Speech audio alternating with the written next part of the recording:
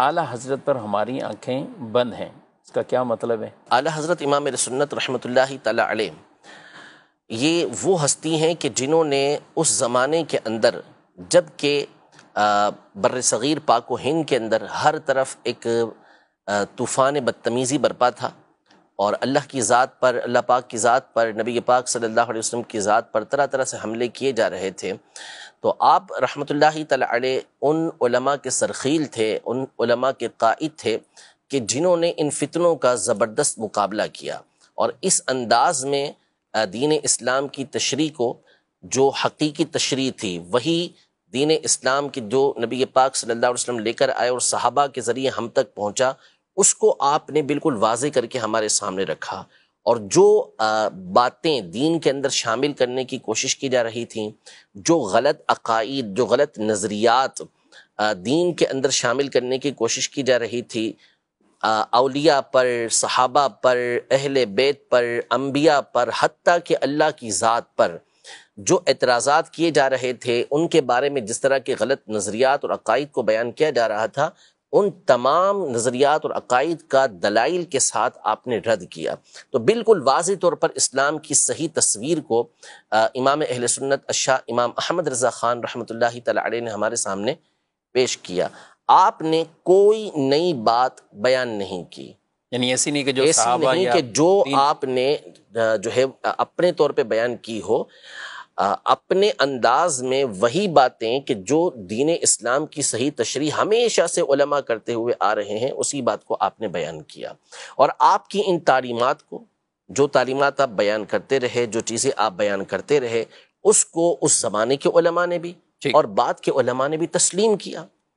کبھی ایسا نہیں ہوا کہ بات تو کر سکتے ہیں، کوئی بات کرتا ہے کہ جی ہمیں اختلاف ہو سکتا ہے، یہ ہو سکتا ہے، لیکن کون سی بات کہ جس سے اختلاف کیا جائے گا، وہ بات بھی تو پیش کی جائے نا۔ تو امام اہل سنت رحمۃ اللہ تعالی علیہ نے جو باتیں کی ہیں وہ اپنی جانب سے کی ہی نہیں ہیں۔ آپ نے چاہے وہ عقائد کی بات میں تو کوئی کلام ہو ہی نہیں سکتا نا، بلکہ اختلافی مسائل جو ہوتے ہیں وہ تو فروعیات کے اندر ہوتے ہیں، فقہی مسائل کے اندر ہوتے ہیں۔ عقیدہ تو مسلمانوں کا متفق علیہ ہے۔ کون اس بات کے بارے میں گفتگو کر سکتا ہے کہ نبی پاک صلی اللہ تعالی علیہ وسلم کے بعد کوئی دوسرا نبی آ سکتا ہے؟ تو جب اعلیٰ حضرت کے سامنے یہ بات کی گئی اور اس زمانے کے اندر یہ فتنہ برپا کیا گیا کہ نبی پاک صلی اللہ علیہ وسلم کے بعد کوئی دوسرا نبی آ جائے تو نبی نبوت کے اوپر کوئی فرق نہیں پڑے گا، ختم نبوت پہ کوئی فرق نہیں پڑے گا، آ جاتا ہے، یعنی امکان کی بات کی گئی، تو امام اہل سنت رحمۃ اللہ تعالی علیہ نے اور دوسرے علماء نے دلائل کے دریا بہا دیے، تو اس سے کوئی انکار کر سکتا ہے؟ ہرگز نہیں کر سکتا۔ جو ختم نبوت کے حوالے سے یہ گفتگو بھی کرے کہ نبی پاک صلی اللہ علیہ وسلم کے بعد کسی دوسرے نبی کا آنا ممکن ہے، تو پھر اس صورت میں ظاہر ہے کہ مسلمان متفق ہو کر اس کا رد کریں گے، اس کو کفر قرار دیں گے، تو اس میں کیا اختلاف ہو سکتا ہے؟ یعنی یہاں امکان بھی نہیں ہے، امکان بھی نہیں۔ اسی طرح اللہ پاک کے لیے جھوٹ کو ماننا، اللہ پاک کی طرف جھوٹ کی نسبت کرنا، تو اب اگر کسی بھی مسلمان کے سامنے یہ بات کی جائے گی تو اس کا رد ہی کرے گا نا، اس کا جواب ہی دے گا، تو اس میں کس کا اختلاف ہو سکتا ہے؟ اسی طرح نعوذ باللہ کوئی شیطان اور ملک الموت کے علم کو نبی پاک صلی اللہ علیہ وسلم کے علم سے بڑھ کر بتائے، تو کون سا مسلمان اور خاص طور پہ کون سا عالم ہوگا جو اس کو کفر قرار نہیں دے گا؟ اس کو کفر ہی قرار دے گا۔ اسی طرح کوئی نبی پاک صلی اللہ علیہ وسلم کے علم غیب کے حوالے سے توہین والی بات کرے اور آپ کے علم کو طرح طرح کی غلط تشبیہات دے، تو پھر اس کے کفر ہونے میں کیا کون کلام کرے گا؟ کوئی کلام نہیں کرے گا۔ تو آپ رحمت اللہ تعالی علیہ نے جو دین کے اوپر باتیں اس طرح کی آ رہی تھیں، اس کی جامع تشریح کر کے ان چیزوں کا رد کیا۔ اسی کو مسلک اعلیٰ حضرت کہتے ہیں۔ عقائد و نظریات جو صحابہ کرام علیہم رضوان کے زمانے سے چلتے ہوئے آ رہے تھے، اس کے اوپر جو حملے کیے جا رہے تھے، اس کا دفاع امام اہل سنت رحمۃ اللہ تعالی علیہ نے فرمایا، اور اس انداز میں فرمایا، وہ دلائل آپ نے پیش کیے کہ اس کے بعد کوئی کلام ہی نہیں ہو سکتا تھا۔ یعنی یہ باتیں جو ابھی میں نے آپ کے سامنے بیان کی، یہ جس نے بھی کہا اس طرح کی باتوں کو، وہ کیا کھل کے اس طرح کی باتیں اب مسلمانوں کے درمیان کر سکتا ہے؟ ہرگز نہیں کر سکتا۔ کیوں؟ اس لیے نہیں کر سکتا کہ علماء نے، بالخصوص امام اہل سنت رحمۃ اللہ تعالی علیہ نے، اس کا اس انداز میں رد کر دیا کہ اب چھاپنے کی بجائے چھپانا ضروری ہو گیا۔ ٹھیک ہے، ورنہ اگر یہ رد نہ کیا جاتا تو چھپانے کی بجائے چھاپا جاتا۔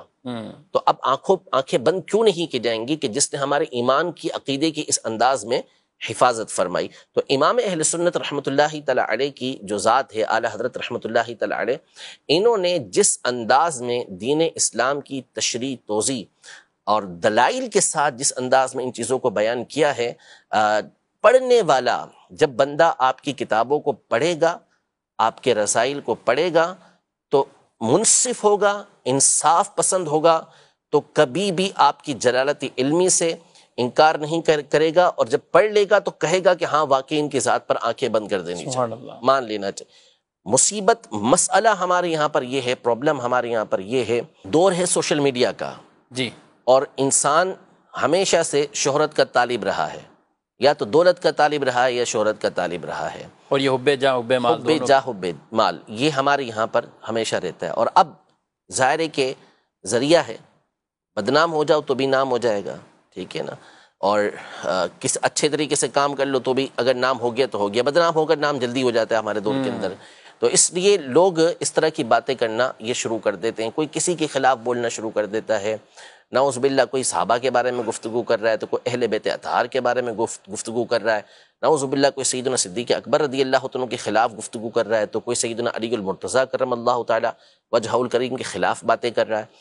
تو یہ جو تصورات، یہ خیالات جو ہیں، یہ جاہلوں کے ہیں، جو اجہل قسم کے لوگ ہیں، جنہوں نے کبھی کسی استاد کے سامنے زانو تلمس طے ہی نہیں کیا، کبھی وہ بیٹھے ہی نہیں کسی استاد کے سامنے. باقاعدہ جو سلسلہ چلتا ہوا آتا ہے پڑھنے کا، ہر فن کا، ہر معاملے کا کیا ہوتا ہے کہ باقاعدہ علم حاصل کیا جاتا ہے، اور پھر اس علم کے افراد اس میں گفتگو کرتے ہیں تو اس کی بات کو اتھینٹک مانا جاتا ہے. یعنی اگر ڈاکٹر جو ہے وہ بغیر پڑھے ڈاکٹروں سے گفتگو کرنا شروع کر دے، یعنی وہ ڈاکٹر ہو ہی نہ سرے سے، خود اپنے طور پہ کچھ پڑھ لیا میڈیکل، تو پھر اس صورت میں کیا اس کی بات کو مانا جائے گا؟ اس کی سنیں گے بھی نہیں. مسئلہ یہ نا سب سے بڑا کہ آپ کو ڈاکٹری پڑھنی ہے، آپ کس سے پڑھیں گے؟ میڈیکل پڑھنا ہے، میڈیکل میں داخلہ لینا ہے آپ کو، تو آپ کس سے کہاں داخلہ لیں گے؟ جو بھی اسی فن کے اگر بالفرض ہمارے دور کی بات کریں ہم، تو ہمارے دور میں چونکہ مدارس کے اندر عمومی طور پہ دینی تعلیم دی جاتی ہے، صحیح، کوئی بھی ڈاکٹری کی تعلیم حاصل کرنے کے لیے کسی جامعہ میں نہیں جائے گا، ہاں مدرسے میں نہیں جائے گا، ٹھیک ہے، وہ کہاں جائے گا؟ میڈیکل کالج کے اندر جائے گا، ٹھیک ہے. کسی کو انجینئرنگ پڑھنی ہے، وہ میڈیکل کالج میں نہیں جائے گا، وہ انجینئرنگ کالج کے اندر ہی جائے گا، وہاں جا کے وہ تعلیم حاصل کرے گا. فزکس پڑھنا ہے، فزکس کے استاد سے پڑھے گا، ٹھیک ہے، وہ اس کو بایولوجی کے استاد سے نہیں پڑھے گا. میتھ پڑھنا ہے، میتھ کے استاد سے پڑھے گا. تو ہر چیز، اگر مثال کے طور پہ آپ کا بیٹا جو ہے وہ کہتا ہے کہ ابو مجھے جو ہے وہ انگلش پڑھنی ہے، تو آپ اسے سب سے بڑے اردو دان کے پاس بھیج دیں کہ وجہ اس سے جا کے انگلش پڑھ لو، بھلے اس کو انگلش نہیں آتی، ظاہر نہیں ہوگا نا، ظاہر سی بات ہے. آپ کو اردو میں بہترین جو ہے وہ ادب سیکھنا، اردو کا ادب، آپ اس کو جو ہے وہ کسی انگریز کے پاس بھیج دیں کہ اس سے جا کے اردو ادب سیکھ لو، تو کیسے ہوگا؟ تو اسی طرح جو دین ہے وہ دین کس سے سیکھا جائے گا؟ صحیح. دین کا علم بھی آپ اسی سے حاصل کریں گے نا کہ جو اس کا ایکسپرٹ ہو، جس نے اس کی تعلیم حاصل کی ہو. اب جس کو الف سے بے دین کی آتی نہیں، جس کو عربی عبارت تک پڑھنا آتی نہیں، وہ کہ میں قرآن و حدیث کو خود سمجھ سکتا ہوں، کتنا بڑا ظلم ہے. یعنی امام اعظم ابو حنیفہ رحمۃ اللہ تعالی علیہ، امام شافعی رحمۃ اللہ تعالی علیہ، امام شافعی نے 10 سال قبیلہ حذیل کے اندر گزارے، جو عرب کا فصیح ترین قبیلہ تھا. کس لیے گزارے؟ تاکہ عربی زبان کے اندر ایسی اعلی خود عربی ہیں، ایسی مہارت حاصل کر لیں کہ قرآن و حدیث کو صحیح طریقے سے سمجھ سکیں، جو اس کے معانی اور مفاہیم اس کو صحیح طریقے سے سمجھ سکیں. پھر اس کے بعد ان کی خدا داد ذہانت اپنی جگہ پر، اور علم دین کے لیے الگ تگ و دو اپنی جگہ پر. اب کوئی شخص آتا ہے جس نے کبھی پڑھا ہی نہیں ہے، آ کے وہ کہتا ہے کہ جس طرح میں نے قرآن کو سمجھا اس طرح تو امام شافعی بھی نہیں سمجھے. کیسے کہیں گے اس بات کو؟ کیسے تسلیم کریں گے آپ کی بات؟ یعنی آپ بڑے بڑے جو فلاسفر ہیں ان کے مقابلے میں آپ ہماری بات کو تسلیم نہیں کریں گے. اگر ہم کوئی حکمت والی بات کہیں تو نہیں، اس کی بات معتبر ہے زیادہ. وائی؟ کیوں؟ اس لیے کہ وہ اس کا فن ہے، آپ اس کی بات کو تسلیم کر رہے ہیں، ہماری بات کو تسلیم نہیں کریں گے. کیوں؟ اس لیے کہ آپ کا یہ کام نہیں ہے. میں میڈیکل کی کوئی بات آپ کو بتا دوں، میں ڈاکٹری کی کوئی بات آپ کو بتا دوں، انجینئرنگ کی کوئی بات آپ کو بتا دوں، جو میں نے اس کتاب سے پڑھ لی، اس کتاب سے پڑھ لی، تو میری بات تسلیم نہیں ہے. اس کی بات کیوں تسلیم ہے؟ اگر میں نے ابتدائی تعلیم حاصل کر لی چلے اس کی میڈیکل کی، تو بھی میری بات ویسی معتبر نہیں جیسے کہ 50 سال پرانے ڈاکٹر کی بات معتبر ہے. بالکل کیوں؟ اس لیے کہ اس کا تجربہ ہو چکا، وہ مجھ سے زیادہ پڑھ چکا. لیکن جہاں دین کی بات آتی ہے تو ہماری آنکھیں پتہ نہیں بند ہونے کی بجائے اور زیادہ عجیب سی ہو جاتی ہیں.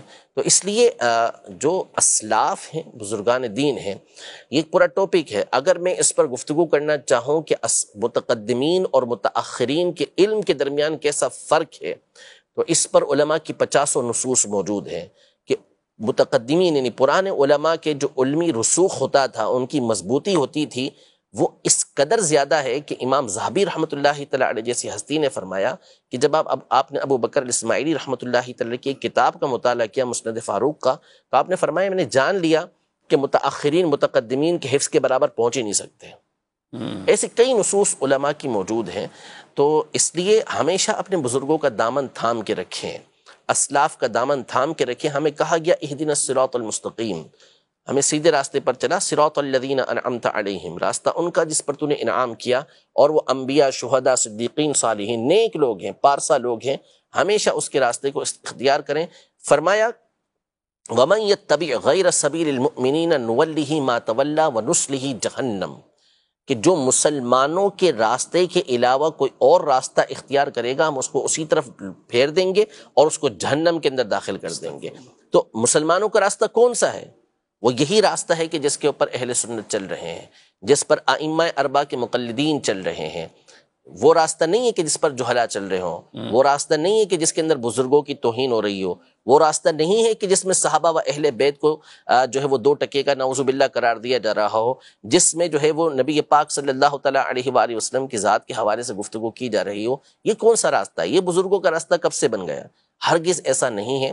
تو ہمیشہ اسلاف کے بزرگوں کے دامن کو مضبوطی کے ساتھ تھام کے رکھیں.